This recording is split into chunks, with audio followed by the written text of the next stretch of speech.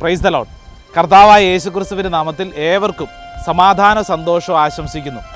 പ്രിയപ്പെട്ടവരെ, കഫർനാം എന്ന് പറയുന്ന വാക്കിൻ്റെ അർത്ഥം സൗഖ്യത്തിൻ്റെ കവാടം എന്നാണ്. ഇപ്പോൾ നിൽക്കുന്ന ഈ സ്ഥലം കഫർനാം എന്ന് പറയുന്ന വലിയ അനുഗ്രഹത്തിൻ്റെ ഒരു കവാടത്തിന് മുമ്പിലാണ്. യേശുക്രിസ്തുവിൻ്റെ എല്ലാ പ്രഭാഷണങ്ങളും തന്നെ, ഒട്ടുമുക്കാലും പ്രഭാഷണങ്ങളും തന്നെ നടന്നിരുന്നത് ഈ കഫർനാമിലായിരുന്നു.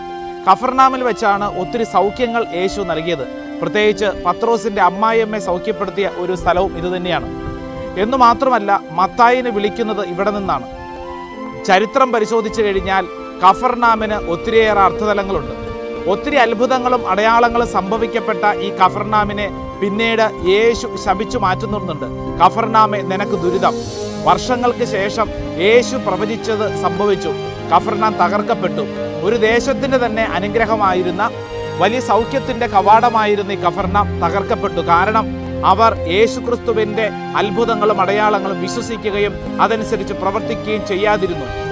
എന്നെ കേട്ടുകൊണ്ടിരിക്കുന്ന പ്രിയപ്പെട്ടവരെ, ഈ കഫർനാം എനിക്കും നിനക്കുമുള്ള വലിയൊരു വെല്ലുവിളി ഉയർത്തുന്നുണ്ട്. നമ്മുടെ ജീവിതത്തിൽ എത്രത്തോളം അത്ഭുതങ്ങളും അടയാളങ്ങളും നമ്മൾ കാണുന്നു.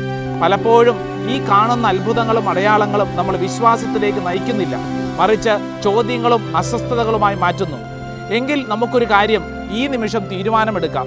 നമ്മുടെ ജീവിതത്തിലെ ഓരോ സന്ദർഭങ്ങളും ദൈവത്തെക്കുറിച്ചറിയാനും ദൈവത്തോട് ചേർന്നിരിക്കാനുള്ള ഒരു അവസരമാണ്. നിരാശയ്ക്കും ദുഃഖത്തിനും ഉള്ളതല്ല, മറിച്ച് സൗഖ്യത്തിനുള്ള ഒരിടമാണ്. യേശുവിൻ്റെ വചനം കേട്ടവരൊക്കെ സൗഖ്യം പ്രാപിച്ചു. യേശുവിനെ കണ്ടവരെല്ലാം സൗഖ്യം പ്രാപിച്ചു. അങ്ങനെയെങ്കിൽ വിശുദ്ധ ഗ്രന്ഥം വായിക്കുവാനും വിശുദ്ധ ഗ്രന്ഥത്തിൽ യേശുക്രിസ്തുവിനെ അടുത്തനുകരിക്കുവാനും നമുക്ക് ശ്രമിക്കാം. യേശുക്രിസ്തുവിനെ അടുത്തനുകരിക്കുന്നത് വഴി സൗഖ്യം പ്രാപിക്കാം. കഫർനാം എൻ്റെ ജീവിതത്തിലും നിന്റെ ജീവിതത്തിലും അനർത്ഥമാവട്ടെ. സൗഖ്യത്തിൻ്റെ കവാടം ഇന്നുമുണ്ട്, അത് നിന്റെ കൂടെയുണ്ട്. വിശുദ്ധ ഗ്രന്ഥമായി നിന്റെ കൂടെയുണ്ട്. ദൈവസമർത്ഥമായിട്ട് എല്ലാവരെയും അനുഗ്രഹിക്കട്ടെ. ആമേൻ.